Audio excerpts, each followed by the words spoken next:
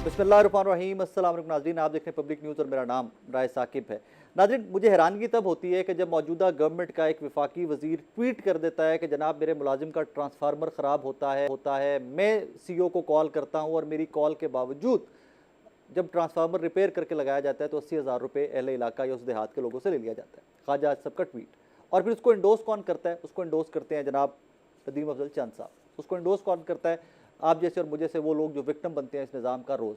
मुझे समझ नहीं आती कि ख्वाजा साहब तो आज हुकूमत का हिस्सा हैं, माजी में भी वज़ीर रह चुके हुए हैं, ये कोई आज तक ऐसा निज़ाम क्यों नहीं बना सके कि आम पाकिस्तानी जो प्रॉब्लम फेस करता है, और जब इनको तब पता चलता है कि जब ये खुद कॉल करते हैं, इनके घर के मुलाजमीन वो प्रॉब्लम फेस करते हैं, तो फिर उसके बाद ट्वीट आ जाता है। नंबर 2, मरियम नवाज़ साहिबा आज वज़ीर आला पंजाब हैं, शहबाज शरीफ साहब आज वज़ीर आज़म पाकिस्तान हैं। माजी में ये लीडरान लेवल प्लेइंग फील्ड का लफ्ज़ इस्तेमाल किया करते थे जब ये अपोजिशन में थे। और आज गिलगित बल्तिस्तान में जब इलेक्शन होने जा रहे हैं इन डेज़ टू कम, तो एक अपोजिशन की जमात बाय नेम तहरीक इंसाफ के साथ क्या किया जा रहा है कि उनके लीडरान को किस हद तक लेवल प्लेइंग फील्ड दी जा रही है। I don't have to tell you, सिर्फ 2 मिसालें आपके सामने रख देता हूँ। एक जनाब जुनैद अकबर साहब को सुबह बदर करना, और एक जनाब असद कैसर साहब को फ़्लाइट पे ना फ्लाई करने देना, वहाँ पे जहाज़ पे नहीं चढ़ने देना। और उसी फ़्लाइट जो मिस हुई उसी में ख्वाजा साद रफ़ीक साहब ने भी जाना था गालिबन Gilgit Baltistan. What kind of level playing field is it? क्या मौजूदा गवर्नमेंट या मौजूदा हुक्मरानों को यही लगता है कि इन्होंने हुक्मरान रहना है अब, और बाकी सारी जो अपोजिशन की सियासी जमातें हैं they are done and dusted? इसी पे आज बात करते हैं। मेरे पहले मेहमान हैं जनाब खेलदास कोस्तानी साहब, आप सीनियर रहनुमा मुस्लिम लीग नून के। खेलदास साहब, जनाब कैसे मिजाज हैं आपके? जी अल्लाह का शुक्र है, आप कैसे हैं? अल्हम्दुलिल्लाह अल्हम्दुलिल्लाह, आपकी दुआ। सबसे पहले तो मुझे ये बताइएगा, आप और आपके कुछ और फेलोज चाइना के दौरे पे गए हुए थे सर, कैसा रहा दौरा आपका?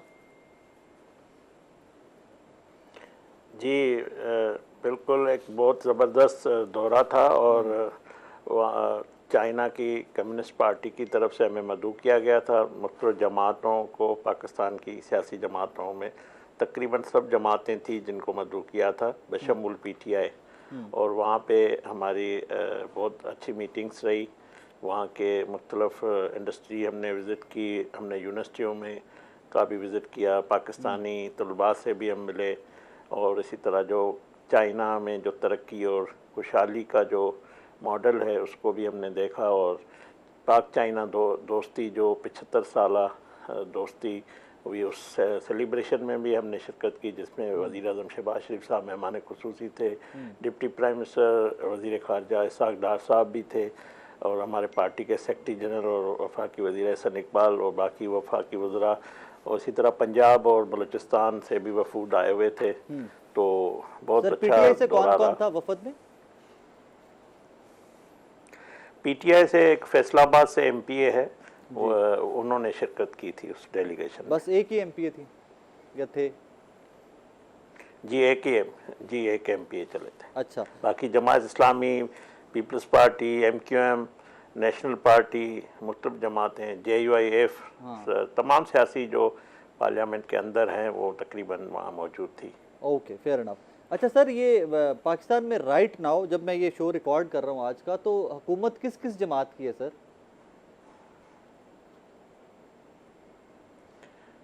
इस वक्त मुस्लिम लीग नून की हुकूमत है, और हमारे इत्तेहादी, आपको भी पता है। क्यों, आपको शक है कोई? नहीं सर, मुझे शक इसलिए हुआ कि मैं रात को बड़ा परेशान हुआ, ख्वाजा आसिफ ने एक ट्वीट कर दिया शिकायती सा।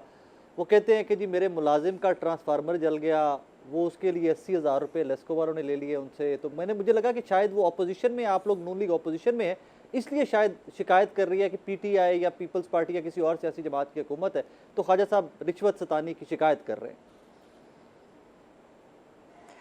देखें, ख्वाजा मोहम्मद आसिफ साहब एक तजर्बेकार, एक सीनियर पार्लियामेंटरन भी है, सियासतदान भी है, और वो मुख्तलिफ दौरों में अपोजिशन और हुकूमत में, और वो पार्लियामेंट के अंदर भी रहे। और ख्वाजा साहब हक़ाइक़ और सच पे हमेशा बात करते हैं। वो एक निडर और खुली दिल से बात करते हैं।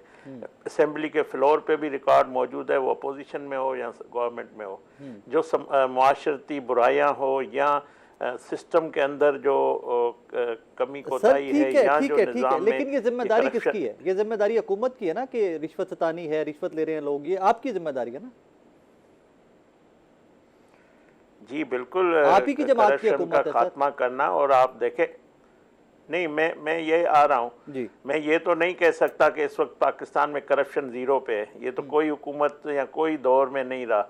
हाँ, ये मैं ज़रूर दावा कर सकता हूँ कि पहले से करप्शन कम हुई है, और इदारों को ठीक करना ये तो कोई राज नहीं है। पावर सेक्टर में जो कमी होता है उसको वज़ीर आज़म शहबाज शरीफ साहब भी उसकी इसलाहत के लिए, उसकी बेहतरी के लिए जिस तरह जिस्तजू कर रहे हैं। तो सर, ये हमारे ट्वीट पावर का मिनिस्टर मतलब क्या था? ये शिकायत किसको लगा रहे थे? अवैस किसको बता लगारी रहे थे? साहब भी कोशिश कर रहे हैं। ये किसको बता रहे थे? जी, ये ट्वीट का मतलब क्या था? ये किसको बता रहे थे कि वो इतने बेबस हैं कि उन्होंने फोन भी किया फिर भी उनके ये ख्वाजा आसिफ साहब इस निज़ाम में जो ब्यूरोक्रेसी कुछ अच्छे अफसरान भी होते हैं, जो खामियां होती है उसकी निशानदेही कर रहे थे। और इसमें ये मैं कह दूं, यहाँ बिल्कुल ये ख्वाजा साहब ने सही कहा है। ये हम भी रोज़ाना अपने हलकों में या अपने किसी भी डिपार्टमेंट में, सिर्फ ये थोड़ी और डिपार्टमेंट, कोई ऐसे इशू आते हैं, डे टू डे ऐसे मामलात होते हैं जिसमें अवामी शिकायत भी होती है। अगर आप सच बात नहीं करेंगे, झूठ को छुपाए, मतलब सच को छुपाएंगे, झूठ को बताएंगे, तो ये तो नहीं है। तो मैं समझता हूँ ये भी एक, मुझे बताइए कि आपको भी रिश्वत देना पड़ती है? देखें, मैं कहता हूं कि पूरा पाकिस्तान इस करप्शन से, इस रिश्वत से, इस निजाम से तंग है। सर नहीं, इसमें मेरा हम सवाल बेहतरी ये, की सर मेरा कोशिश सवाल कर ये रहे था हैं। कि क्या आपको भी रिश्वत देना पड़ती है? नहीं, मैंने खुद कभी भी रिश्वत नहीं दी है, ना दूंगा। हाँ। मगर ये सिस्टम में खराबी मेरे साथ मुझे भी नजर आती है, मैं भी उसको फेस करता हूं। हाँ। मगर मैं समझता हूं कि ये ख्वाजा साहब ने बिल्कुल ठीक कहा है, सच बताया है, और ये बताना चाहिए। इससे ही हम बेहतर कर सकते हैं मिलजुल कर। ये अच्छा, मुझे बताइए कि इस्लामाबाद में फेडरल सियासतदान का नहीं, सिर्फ एक हुकूमत का नहीं, तमाम स्टेक होल्डर का, तमाम जो मुख्तलिफ लोग हैं, मिलकर इसकी निशानदेही भी करें, इसका हल भी निकालेंगे। ठीक है सर, फेडरल लॉजेस में आपको भी लॉज मिला हुआ है इस्लामाबाद? जी, मिला हुआ है। आपके दरवाजे ठीक है सर वहाँ के? बिल्कुल ठीक है। ख्वाजा साहब कहते हैं मेरे दरवाजे चेंज होने वाले, ये पता नहीं कि मरम्मत होने वाली है। मैं मोहसिन नकवी साहब को कह के थक गया हूँ, मेरे तो दरवाजे भी नहीं मरम्मत हो रहे। सर मुझे समझ नहीं आती, इतनी बेबस हुकूमत के एक वफाकी वजीर जो तगड़ा तरीन वजीर समझा जाता है, आपकी जमात के अगर टॉप टियर 5 के पहले 5 नहीं करो ना, जो टॉप टियर के लोग हैं 5, तो उनमें से ख्वाजा साहब शायद आएंगे। उनका फेडरल लॉज मरम्मत नहीं हो रहा, उनके मुलाजिम को रिश्वत देनी पड़ती है, वो टीवी पे बैठ के शिकायतें लगा रहे हैं, वो ट्वीट्स कर रहे हैं। देखिए, मैं ये कह रहा हूँ, हर पाकिस्तानी, मैं बाकी काबीना के अरकान हो या MNAs हो, MPAs हो, पार्लियामेंट, उनको डे टू डे इस किस्म का सामना होता है, मगर तनकीद भी सियासतदानों पे होती है। लोग जो इस निज़ाम से तंग है, वो निशाना भी हमें ही बनाते हैं, मगर हम खुद इससे करब से गुजर रहे हैं, इस हालात से। ये हकीकत है, इसमें कोई नहीं है। ख्वाजा आसिफ, मेरे दरवाज़ा लाज ठीक होगा, दूसरे का ख़राब होगा, दूसरे का सही होगा, तीसरे का, मतलब ये मामला रूटीन का हिस्सा है। इस निज़ाम में खराबी तो है ना, ये मानना पड़ेगा। और इसको ठीक करने के लिए, इसकी इस्लाहत के लिए हम कोशिश कर रहे हैं कि ये बेहतर हो, और इसकी निशानदेही करनी पड़ेगी। इसमें कोई बुराई नहीं है। ख्वाजा आसिफ साहब के बयान को आप नेगेटिव ना लें, आप पॉजिटिव लें। ठीक है। अभी ये आपका कौन सा टेन्योर है? PMLN को कितनी दफा पाकिस्तान में हुकूमत मिल चुकी है? जो अभी मौजूदा रिजीम आपकी जा रही है, कितनी दफा है आपका, कौन सा टर्न है? देखिए, PMLN 3 दफा नवाज शरीफ साहब वजीर आजम रहे, 2 दफा शहबाज शरीफ साहब रहे। बात ये नहीं है, बात ये है कि मैं एक दफा अब्बासी साहब भी बीच में थोड़े से टाइम के लिए डाल लीजिए। सो मल्टीपल टाइम्स आपको हुकूमत मिली, और आप अभी कह रहे हैं मैं तो आपको, आप पाकिस्तान के, करेंगे। मैं तो आपको कहता हूं कि बाबा कौम कायद-ए-आज़म मोहम्मद अली जिन्ना साहब से लेकर आज तक तमाम जो बानी पाकिस्तान था, उन्होंने भी इस मसाइल को फेस किया, उन्होंने भी फेस किया। तब तो मैं कब कह रहा हूं कि ये एक दौर का, एक वजीर आजम का, एक हुकूमत का। जी, बानी पाकिस्तान को भी रिश्वत देनी पड़ी। नहीं, रिश्वत ना देनी पड़ी हुई हो, मगर उन्होंने भी इस निज़ाम की जिसका आप सफ़र कर रहे हैं, उन्होंने भी किया है। तो इसको हमें ठीक करना है। जो आप बात कर रहे हैं, देखें, इसी पार्लियामेंट लॉ जिसकी आप बात करें, यही नवाज शरीफ साहब ने बनवाए। अभी हमारे जो स्पीकर अयाज सादिक साहब है, या मोहसिन नकवी वजीर दाखिला है, तलाल चौधरी साहब है, तो दूसरे लॉजेस नए भी बन रहे हैं, तो काम भी हो रहा है। ऐसे नहीं कि सर उस चीजें लॉजिक हैं का तो रुक मेरी गई जात को चीजें। कोई फायदा नहीं सर, हमें पाकिस्तानियों बेहतरी को के लिए कोई फायदा काम नहीं, करना है। खेल दास साहब को फायदा है, ख्वाजा आसिफ साहब को फायदा है, आपके एमएनएस को फायदा है, आपके वज़रा को फायदा है, मेरे जात को पाकिस्तानी होते कोई फायदा नहीं है। सो अल्लाह करे कि आपके लॉजिक जल्दी बन जाए, खेलदास साहब या ख्वाजा साहब टीवी पे बैठ के ये कंप्लेंट मत दोबारा करें कि जनाब देखें मेरी बत्ती ठीक नहीं हुई थी, मेरा दरवाजा ठीक नहीं हुआ, कम से कम ये कंप्लेंट मत कीजिएगा। उसके बाद सर गिलगित बल्तिस्तान में इलेक्शन आ रहा है, कब जा रहे हैं कैंपेन पे आप? जी मैं तो नहीं जा रहा हूँ, हमारे पार्टी के जो कायद है नवाज शरीफ साहब की जानिब से कुछ पार्टी के लीडर्स को ये जिम्मेवारी दी गई है, और बाकी हमारे जो पार्टी के रहनुमा है वो वहाँ पे मुतहरिक है। पार्टी जो हमारा चैप्टर है जीबी का, नहीं आई डोंट नो, मुझे नहीं पता कि कोई वजीर उसमें शामिल है। एमएनएस को मेरे ख्याल में जो पार्टी रहनुमा है वहाँ का जो जीबी का हमारा चैप्टर का जो प्रेसिडेंट साहब है वही उसको लीड कर रहे हैं। अमीर मकाम साहब वहाँ पे सर, अमीर मुकाम साहब अगर गए होंगे तो उनकी वजारत वजीर है जीबी और कश्मीर अफेयर के, तो हो सकता है उन अपने इंतजामी मामलात के हवाले से गए हो। इलेक्शन कैंपेन से उसका कोई ताल्लुक नहीं होगा। ऑपोजिशन लीडर भी केपी के वहां पे हैं, डॉक्टर इबाद साहब भी वहां पे हैं।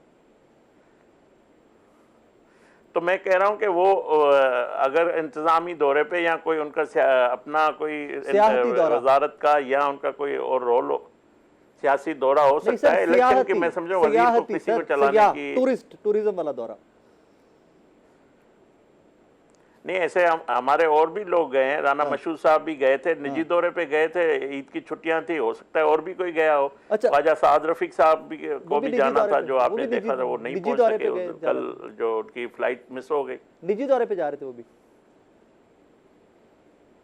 नहीं, ख्वाजा साद रफीक साहब को वो इलेक्शन कैंपेन के लिए जा रहे थे। अच्छा, अब यही सवाल था मेरा कि आपकी जमात के लोग जाएं, आपके एमपी एमएनएस जाएं, आपका केपी असेंबली का ऑपोजिशन लीडर जाए, वहां पे कैंपेन करे, कोई प्रॉब्लम नहीं है। उधर से जुनैद अकबर साहब चले जाएं, यासद कैसर साहब को आप इस्लामाबाद एयरपोर्ट पे रोक लेते हैं, ये किस किस्म की लेवल प्लेइंग फील्ड है सर? किसको रोका है? असद कैसर साहब को, असद कैसर साहब को। तो असद कैसर को अगर जाना ही था तो ये ड्रामा करने के बजाय पेशावर से चले जाते हैं, वहां से फ्लाइट उनके हुकूमत है आपसे या मेरे से पूछ के तो नहीं जाएंगे ना, आसान था उसके लिए वो पहुंच जाते। नहीं sir, that's not the problem here.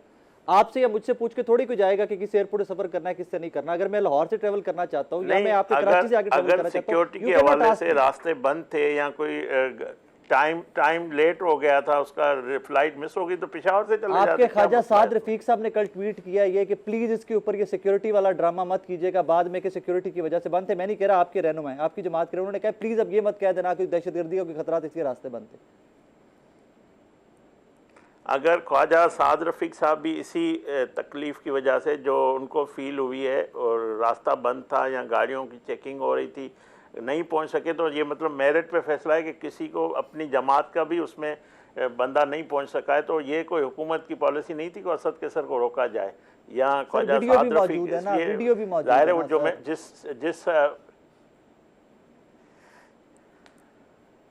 Sir video भी मौजूद है, असद कैसर साहब को रोकते हुए वीडियो भी मौजूद है ना कि जनाब तानू ही रोकना है।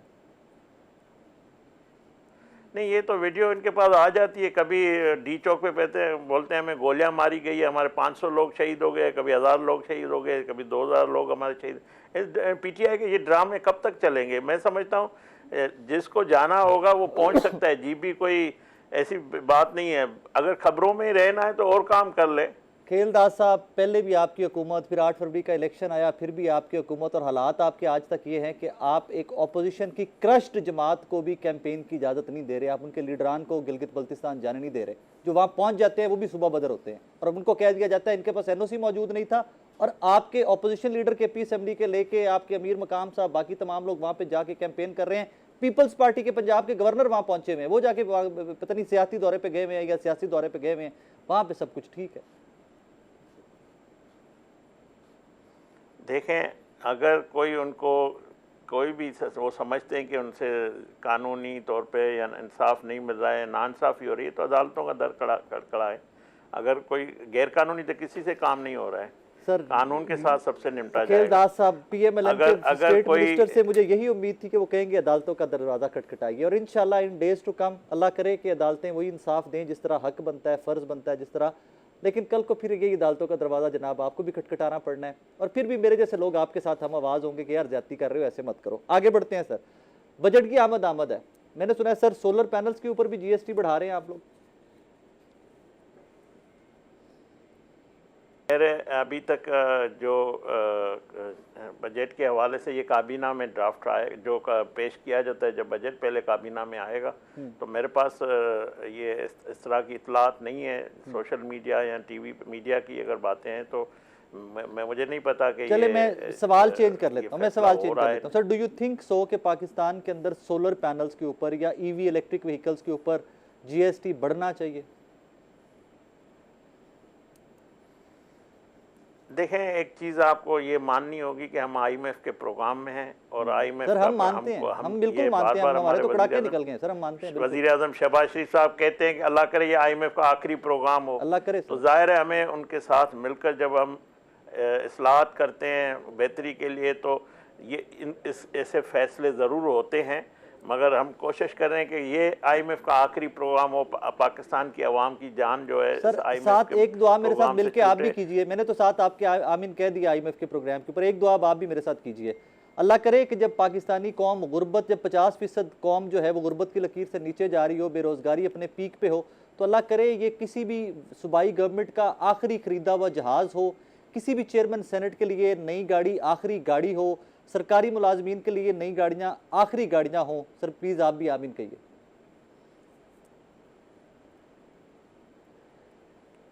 देखें, आमीन कहिए ना सर, देश में दिखाना क्या है सर मुझे। सर ठीक है, आमीन कह दीजिए सर, सिर्फ आमीन कह दीजिए ना सर, इस पे मुस्कुराने वाली केस में मैंने भी आपके साथ कहा अल्लाह करे आईएमएफ का आखिरी प्रोग्राम हो, पाकिस्तान के लिए आसानी हो, आप भी कह दीजिए कि आमीन। यार सर प्रॉब्लम ये है ना कि मेरे जख्मों पे नमक आप तब छिड़कते हैं कि जब मुझे कहते हैं कि पेट पे पत्थर बांधो, आईएमएफ प्रोग्राम है, आप तो सर अपने लिए सारा कुछ नवा ले लेंदे हो, सरकारी गाड़ियां भी हैं, सरकारी प्रोटोकॉल भी है, तो फिर पाकिस्तानी होते मेरे जख्मों पे अल्लाह करेगा हमारी तकलीफ दूर होगी और पाकिस्तान जिस तरह मईशत को बेहतर करने के लिए वज़ीर आज़म शहबाज शरीफ साहब कोशिश कर रहे हैं। हमें दर्द है पाकिस्तानी कौम का, आम आदमी की जिंदगी की बेहतरी के लिए हम कोशिश कर रहे हैं और इंशाल्लाह हम जिम्मेवारी हमने ली, हम पूरी भी करेंगे। हम ये नहीं कहेंगे कि चीनी आटा महंगा है तो हमारा कोई वास्ता नहीं है, हम कहते हैं हाँ हम जिम्मेवार हैं और इंशाल्लाह इस जिम्मेवारी को ये मानने के मौजूदा महंगाई के आप जिम्मेदार हैं, पेट्रोल महंगे के, बिजली महंगे के, आईपीपीज आपने स्टार्ट किए थे, आप मानने के आप जिम्मेदार हैं। हम जिम्मेवार हो ना हो, हालात ने हमें जिम्मेवार किया है। हालात जो इंटरनेशनल तेल की कीमतें बढ़ी है, तेल की कीमतें बढ़ी है, जंगी हालात है, उसमें हम वज़ीर आज़म ने कोशिश की है, 129 अरब का पैकेज भी दिया। सर पेट्रोलियम लेवी की मद में कितना इकट्ठा किया, इंटरनेशनल मार्केट से कंपैरिजन मत कीजिए। पेट्रोलियम लेवी लगा के आपने जो एफबीआर का शॉर्टफॉल था मेरी जेब से पूरा किया, पाकिस्तानियों की जेब से पूरा किया आपने।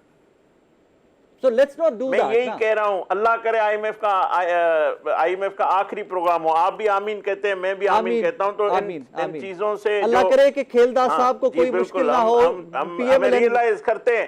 सर मैं साथ और दुआ कर रहा हूं, सर मैं और दुआ कर रहा हूं, उसको दूर करने के लिए कोशिश कर रहे हैं। खेलदास साहब मैं आपके हक में और दुआ कर रहा हूं, अल्लाह करे कि खेलदास साहब को, वफाकी काबीना को, सूबाई काबीना को, पीएमएलएन की गवर्नमेंट को, पीएमएलएन के एमपी एमएनए वुज़रा मुशीर वोटर सपोर्टर को कोई मसला ना हो। बाकी पाकिस्तानी तो कीमत हम दे ही रहे हैं सर। खैर आपका बहुत शुक्रिया। नाजरीन, जनाब खेलदास कोस्तानी साहब की गुफ्तगू आपने सुनी। हमेशा से खेलदास साहब भी जब भी हमारे शो का हिस्सा होते हैं तो वो मानते भी हैं कि गलतियां कोताहियां हैं। अब पीएमएलएन के एंड पे वो कह रहे हैं कि जनाब हालात वाक़यात ऐसे बन गए कि महंगाई भी हमारे ज़िम्मे आ गई और बेरोज़गारी भी हमारे ज़िम्मे आ गई। बट मेरे जैसे लोग सवाल तब पूछते हैं कि जब मुझे बताया गया था कि यार ये लोग बड़े एक्सपीरियंसड हैं, शहबाज साहब पंजाब चलाते हुए आए हैं, मल्टीपल टाइम वज़ीर आला रह चुके हुए हैं, मियां नवाज शरीफ साहब multiple time prime minister of Pakistan रह चुके हैं, सो लिहाजा पीएमएलएन पीपल्स पार्टी सब ये एक्सपीरियंस जमाते हैं, ये हुकूमत में आएंगे तो पाकिस्तान की मुश्किलात कम हो जाएंगी। कितनी कम हुई हैं आपके सामने। एक छोटा सा ब्रेक के बाद वापस आ रहे हैं मेरे साथ। नाज़रीन, इस सेगमेंट में हमें ज्वाइन किया है सीनियर सियासतदान जनाब फवाद चौधरी साहब ने, और आज ही हम श्योर कि अगर आपकी नज़र से भी गुजरा हो तो फवाद चौधरी साहब भी उस सिस्टम की बात कर रहे थे जिसकी निशानदेही रिसेंटली जिसकी ये निशानदेही एक वफाकी वज़ीर ने ये कहकर कर दी कि जनाब मजबूरियाँ ही बहुत हैं शायद, और उसके ऊपर फिर नदीम अफजल चंद साहब जो हैं उन्होंने भी कमेंट किया हुआ था। मैं ख्वाजा साहब की ट्वीट की बात कर रहा हूँ। फवाद साहब अस्सलाम वालेकुम सर। जी अस्सलाम वालेकुम। Sir thank you very much for time. मैं वैसे तो बात करना चाह रहा था गिलगित बल्तिस्तान के इलेक्शन के ऊपर आपसे, लेकिन सर ख्वाजा आसिफ का ट्वीट जो है उसको कंप्लेंट समझा जाए मौजूदा निज़ाम से कि हाथ नहीं पड़ता, सुनता कोई नहीं है, या प्रॉब्लम जितने डीप डीप रूटेड है हमारी सोसाइटी के? नहीं, ये देखो, ये तो बड़ी, मैं समझता हूँ एक ब्रूटली ऑनेस्ट बात उन्होंने की है। मसला ये है कि देखे ना, जो वापडा का मसलन ये जो प्रॉब्लम है स्पेसिफिक, अगर आप देखें हम्म। तो इशू क्या है? इशू ये है कि आपका 100 ट्रांसफार्मर खराब है, 25 ट्रांसफार्मर आपके पास पड़ा हुआ है लगाने के लिए। तो जो लगाने वाले हैं उनकी डिस्क्रेशन है कि वो किस जगह के ऊपर उसको प्रायोरिटी देते हैं। ठीक है। अब वो चाहे वफाकी वजीर हो, चाहे नीचे हो, चाहे ऊपर हो, जिसने लगाना है डिस्क्रिप्शन उसकी है। हम्म। वो ऊपर बता रहा है जी ये 25 पड़े हुए हैं मेरे पास, ये मैं यहाँ पे लगा रहा हूँ। हम्म। तो जब तक आप इसकी जो डिस्क्रिमिनेशन है वो खत्म नहीं करेंगे, जब तक सिस्टम जो है वो डिजिटलाइज नहीं होएगा, हम्म। आप उसके अंदर जो ह्यूमन अपना डिस्क्रिप्शन है उसको नीचे नहीं लाएंगे, तो वो तो यही रहेगा। कोई फेडरल मिनिस्टर हो, कोई हो, कुछ नहीं कर सकता। Fair enough. Sir Gilgit Baltistan election पे ज़रा बात करते हैं। दो वैसे तो ये एक इम्प्रेशन है पाकिस्तान के अंदर कि जिसकी हुकूमत होती है जिस जमात की, वही गिलगित बल्तिस्तान या आज़ाद कश्मीर में हुकूमत बनाती है। लेकिन सर मौजूदा सीएम पंजाब मरीम नवाज साहिबा या शहबाज शरीफ साहब की जमात माजी में बार बार लेवल प्लेइंग फील्ड का जिक्र करती थी। डू यू थिंक कि इस दफ़ा लेवल प्लेइंग फील्ड वहाँ पर पीटीआई को दी जा रही है? अभी रिसेंटली असद कैसर साहब को फ्लाई नहीं करने दिया गया, जुनैद अकबर साहब को सूबा बदर कर दिया गया, तो is it level playing field sir? देखिए राय साहब, इशू ये है कि इसके ऊपर तो बात करने की मेरा ख्याल है कोई तुकी की जरूरत ही नहीं है। इसलिए कि 4 साल हो गए हैं, शहबाज शरीफ साहब अभी अपना 5वां बजट देने जा रहे हैं। और फैक्ट ये है कि पाकिस्तान के किसी भी हिस्से में नून लीग और पीपल्स पार्टी जो है वो अपनी पॉलिटिकल करेंसी जो है उसकी कोई वर्थ बना नहीं सके। और अब 5 साल के बाद भी जो 24 फरवरी को पाकिस्तान में हुआ, जब तक वो रिपीट ना हो, पीपल्स पार्टी और नून लीग का कोई चांस ही नहीं है कि वो कोई इलेक्शन जो है वो जीत सके। अब जो गिलगित बल्तिस्तान में हो रहा है या जो कश्मीर में हो रहा है, असूली तौर के ऊपर तो जो एस्टैब्लिशमेंट के करता रहता है उनको पूछना चाहिए, नून लीग को, पीपल्स पार्टी को, कि आप 5 साल से तो आप हुकूमत कर रहे हैं। अब अगर सारे इलेक्शन जो है वो इसी तरह से होने हैं और आपकी कोई वर्थ नहीं है और अल्टीमेटली हम ही पे ब्लेम भी हम पे ही आना है, सब कुछ हम पे ही आना है, तो फिर आप लोगों की ये पार्टी हम कब तक जो है वो चलाएंगे? Fawad sahab you so brought ये अप। जी जी जो प्लीज एक बुनियाद, जी sorry, please continue sir, please continue. ये जो एक बुनियादी तफादत है, ये जो एक बुनियादी मसला है जो पाकिस्तान में इस वक्त चल रहा है, कि ये जो सिस्टम है ये जाम हुआ है एक क्वेश्चन पावर में जो जाहिर है कि एस्टैब्लिशमेंट के पास है, और एक पॉलिटिकल पावर में जो जाहिर है इमरान खान के पास है। और इन दोनों कुव्वतों की जो आपस की एक लड़ाई है, आपस की जो एक झगड़ा है, उसमें दो पार्टियां जो हैं उनकी मौज लगी हुई है। वो गिलगित बल्तिस्तान में भी हुकूमत बना लेंगे, वो कश्मीर में भी। कश्मीर में तो मुझे नहीं लग रहा कि इलेक्शन होंगे, क्योंकि जो हालात जा रहे हैं उसमें मुश्किल लग रहा है। लेकिन अनफॉर्चुनेट है, और इससे जो इंटरनेशनल इमेज है, specially keeping in view the territorial, जो इसकी एक खास हैयत है, नौयत है, जो मसला है, उसके सामने रखते हुए ये एक बहुत ही तकलीफदेह बात है जो कि इस वक्त हो रही है। Fawad sahab you brought up two things. एक तो स्टैब्लिशमेंट और पीटीआई की कॉज के ऊपर PMLN and Peoples Party government में है, they enjoying their time. At the same time आपने फिफ्थ बजट की भी बात की सर। अभी मैं आज ही पढ़ रहा था कि maybe in days to come जो बजट आ रहा है इसमें ईवीज़ के ऊपर भी और सोलर पैनल्स के ऊपर भी 10 से उठा के 18-19% पे जीएसटी चला जाए। सर जहाँ पर पेट्रोल की प्राइसिंग है जो पाकिस्तान के अंदर लेवी पेट्रोलियम लेवी की शक्ल के अंदर जहाँ पर ले गए हुए ऊपर, जो बिजली की प्राइसेस हैं, जिस कदर महंगाई है, जिस कदर बेरोज़गारी है, सर अगर वो दो फ्रीक ब्लीड कर रहे हैं तो पीपल्स पार्टी पीएमएलएन ने भी गेन तो कुछ नहीं किया रिसेंट 3-4 साल के अंदर।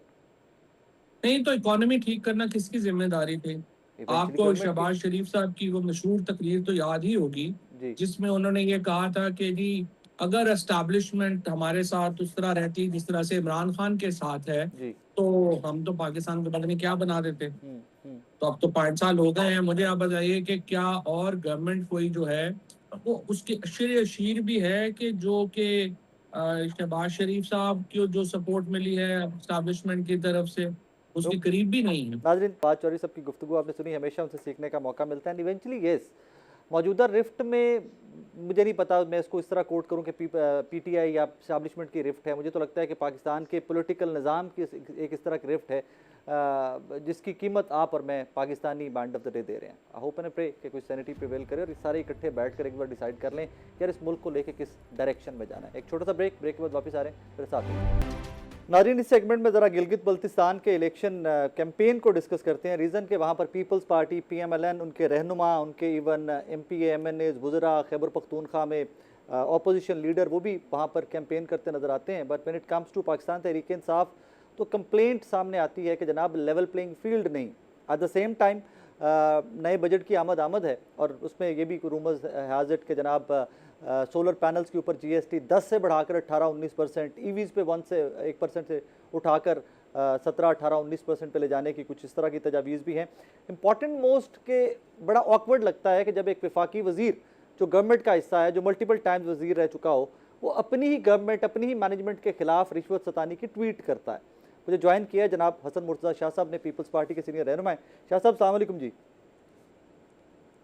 जी वालेकुम अस्सलाम। सर, सबसे पहले मुझे बड़ा ऑकवर्ड लगा जब ख्वाजा आसिफ साहब जो मौजूदा रिजीम पार्टी का हिस्सा है, उनकी पार्टी की हुकूमत है, वफाकी वज़ीर है, माजी में वफाकी वज़ीर रह चुके हुए हैं, वो अपनी ही गवर्नमेंट के मौजूदा रिजीम में होते हुए एक ट्वीट करते हैं कि जनाब रिश्वत सतानी है, मेरे मुलाजिम का ट्रांसफार्मर सड़ गया और मुझे उस मुलाजिम को भी 80,000 रुपया देना पड़ा ट्रांसफार्मर ठीक करवाने के लिए। सर, किससे कंप्लेंट कर रहे हैं ख्वाजा साहब? बहुत शुक्रिया जी। मैं समझता हूँ कि अब इस पे कोई इस तरह की बात तो नहीं की जा सकती। अफसोस ही किया जा सकता है कि जिनसे हमने गिला करना है या पब्लिक ने करना है या पाकिस्तानी अवाम ने करना है, तो वो खुद ही गिला कर रहे हैं और गिला गुजारियां और नाराजगी और इस किस्म का इजहार तो अजीब सा लगता है। तो मेरा ख्याल है ये शायद उनका इशारा किसी उस तरफ ना हो कि किसी और की हुकूमत है, हम तो वैसे ही बैठे हैं, तो इस किस्म की चीज ना हो। समझ से बालातर है कि अगर इन जितना ख्वाजा साहब जैसा ताकतवर आदमी जो हुकूमत में एक अपनी हैसियत रखता है, वो कोई आम MNA या मिनिस्टर नहीं है, वो एक उनकी कोर टीम का हिस्सा है और उनका ये इजहार बेजारी कह सकते हैं उसको। वो पता नहीं किस सिस्टम से बेजार हो के ऐसी बातें कर रहे हैं कि उनकी मानता कोई नहीं हो, शायद सुनता कोई नहीं है। Sir, what do you think, हुकूमत ही नहीं तो की बड़े है, अफसोस के PMLN की साथ कहना हुकूमत? पड़ता है कि ये तो फेलियर है। Sir, what do you think, हुकूमत है, PMLN की हुकूमत ही है ना? मैं तो यही समझता हूँ कि उनकी हुकूमत है। अब वो खुद नहीं समझ रहे कि उनकी हुकूमत है, तो इसमें मेरा और साकिब साहब आपके तबसरे का क्या फायदा। वो तो खुद कह रहे हैं कि मेरी हुकूमत नहीं है। सर, पाकिस्तानी होते बड़ा बेबस फील करता हूँ मैं कि जब एक वफाकी वजीर ये कह दे कि मेरे फेडरल लॉजिस की खिड़कियाँ और दरवाजे भी ठीक नहीं हो रहे, मेरे मुलाजिम के ट्रांसफार्मर के लिए भी पैसे देने पड़ते हैं, तो मैं बड़ा बेबस महसूस करता हूँ पाकिस्तानी होते। मैं तो ये समझ रहा हूँ, हम क्यों बेबस हैं। हमें इस बात पे फख्र होना चाहिए कि हुकूमत बेबस है। हम तो बेबस नहीं है। हम तो अपना काम धंधा कोई किसी से मिन्नत समाजत करके और फिर अपने दिल को तसल्ली देने के लिए कि यहाँ तो बाइख्तियार लोग भी बेख्तियार हुए, अगर हमारा कोई नहीं भी होता तो खैर है। हम तो तसल्ली के साथ जिंदगी गुजार रहे हैं। बेचारे वो बेचैनी का शिकार तो वो हैं कि हुकूमत भी है और हुकूमत में होते हुए वो हुकूमत से बाहर भी अपने आप को जाहिर कर रहे हैं। Sir, in days to come आपने वापस पब्लिक में जाना है, आपने वोट मांगने हैं। डू यू थिंक के डिसक्रेडिट जो भी जिसके आप जिक्र कर रहे हैं, कल को ये कंपाइल होके वोटर आपसे नाला होगा, उस शक्ल में आपको वापस मिलेगा? क्या उन वोटर ने गुस्सा ही हमारे पे निकालना है? वोटर का गुस्सा ही पाकिस्तान पीपल्स पार्टी पे होना चाहिए। पाकिस्तान पीपल्स पार्टी जो है वो पाकिस्तान की एक जमहूरी जमात, आज भी मैं समझता हूँ कि सबसे बड़ी जो जमहूरी जमात है वो पाकिस्तान पीपल्स पार्टी है। बेशक उसका नजरिया कमजोर पड़ा, वो बैकफुट पे गई, वो थोड़ी अनपॉपुलर हुई, लेकिन इसके बावजूद भी अवामी जमात पाकिस्तान पीपल्स पार्टी है। पाकिस्तान पीपल्स पार्टी से लोगों की तवक्कुआत हैं। पाकिस्तान पीपल्स पार्टी ने इस मुल्क को बहुत कुछ दिया है, और आज अगर वो किसी मुश्किल का शिकार हैं, किसी मुसीबत में पड़े हुए हैं, और पाकिस्तान पीपल्स पार्टी की तरफ से उनका उनके साथ नहीं वो कुछ हो पा रहा जो पीपल्स पार्टी को किरदार अदा करना चाहिए था, तो यकीनन पीपल्स पार्टी जो है वो उस पे सजा की मुस्तहिक भी होगी, और लोगों का गम गुस्सा भी उस पे जायज होगा। सर, जमहूरी जमात का आपने जिक्र किया, वी ऑल अंडरस्टैंड कि पीपल्स पार्टी की बहुत कुर्बानियां हैं पाकिस्तान की जमहूरियत के लिए, लेकिन सर अगर आप ही की पार्टी का कोई सरबराह या आप ही की पार्टी का कोई लीडर ये स्टेटमेंट दे कि हम स्टैब्लिशमेंट के हाथ मजबूत करेंगे, तो सर मैं उसको डी कोड कैसे करूँ? नहीं, देखिए, एस्टेब्लिशमेंट पाकिस्तान का एक पाकिस्तानी इदारा है। आप एस्टेब्लिशमेंट को अपने से जुदा नहीं कर सकते किसी सूरत भी। पाकिस्तान पीपल्स पार्टी सबसे ज्यादा विक्टिम रही एस्टेब्लिशमेंट की, जर्नैलों की। लेकिन पाकिस्तान पीपल्स पार्टी ने कभी इदारों को नहीं उड़ाने की कोशिश की कि इदारों पे चढ़ाई कर दी जाए। हम फर्द वाहिद के खिलाफ, हमने जियाउल हक के खिलाफ जदोजहद की। सर, गिलगित बल्तिस्तान में इलेक्शंस आ रहे हैं, हम श्योर कि आप भी कैंपेन के लिए जा रहे होंगे इन डेज टू कम। काफ़ी सारी सियासी जमातों के रहनुमा वहाँ पहुँच चुके हुए हैं। सर, पीटीआई कंप्लेंट कर रही है बार बार कि हमें लेवल प्लेइंग फील्ड नहीं मिल रही। वहाँ से जुनैद अकबर साहब को सूबा बदर किया गया, असद कैसर साहब कल फ्लाई करना चाहते थे इस्लामाबाद एयरपोर्ट से, उनको नहीं करने दिया गया। Is it ideal democracy sir? नहीं, कतई नहीं है जी। हर किसी को आज़ादी होनी चाहिए, और सबको लेवल प्लेइंग फील्ड मिलना चाहिए। हम खुद इसका गिला करते रहे हैं जी, हमें कभी भी लेवल प्लेइंग फील्ड नहीं मिला, और हम हमेशा जो है वो इस चीज का तकाजा करते रहे। हम तो कभी भी इसकी सपोर्ट नहीं कर सकते कि किसी को लेवल प्लेइंग फील्ड ना हो। बिल्कुल यकीनन होना चाहिए जी। और सियासत और जमहूरियत के अंदर वक्ती किसी की पॉपुलैरिटी अगर है और कोई उससे खाइफ हो के जमहूरी रास्ते रोकने की कोशिश करता है, तो पीपल्स पार्टी ने तो कभी भी बतौर पार्टी उसको सपोर्ट नहीं किया। हम तो कहते हैं कि सबको आज़ादी होनी चाहिए। टेलिंग मी कि पाकिस्तान तहरीक इंसाफ की मकबूलियत है और उससे खाइफ होकर पीएमएलएन उनको मैदान में नहीं उतरने दे रही, लेवल प्लेइंग फील्ड नहीं दे रही? देखिए, मैं नहीं समझता कि उनकी इतनी मकबूलियत है कि नून लीग को ये करना चाहिए। नून लीग के ज़हन में खौफ हो सकता है। मैं तो कहता हूँ कि उनको बिल्कुल आज़ादी के साथ उनको करने देना चाहिए। देखिए, वो सियासत करेंगे तो गलतियां भी करेंगे ना। अगर आप उनको हैंडीकैप बना के बिठाए रखेंगे, उनको एक हवा बनाए रखेंगे, तो वो तो मजलूमियत का उनको क्रेडिट जाता रहेगा। वो बाहर निकलेंगे, सड़क पे आएंगे, कोई गलती करेंगे, कोई तबसरा होगा, कोई डिस्कशन में आएंगे, कहीं ठुड्डा लगेगा, कहीं जख्म आएगा, तो उनको बाहर निकलने देना चाहिए।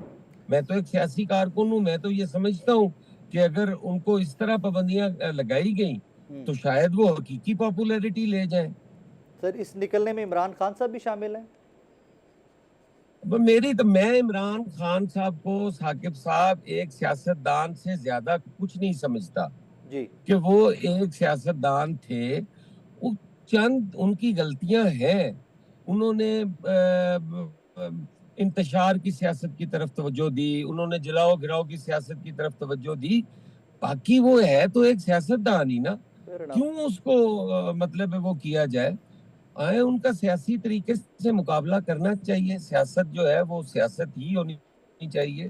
सर, मैं तो इस चीज का कायल हूँ। ये मेरी राय है, गलत भी हो सकती है, सही भी हो सकती है। सर, मैं very last question to you. I understand कि आप भी जिम्मेदार हैं और हमारे देहातों में ये सोलर पैनल्स की वजह से बड़ी सहूलत है। लोगों ने मोटरों पे लगा लिए हैं, छतों पे लगा के बिजली की प्रोडक्शन खुद से देख रहे हैं।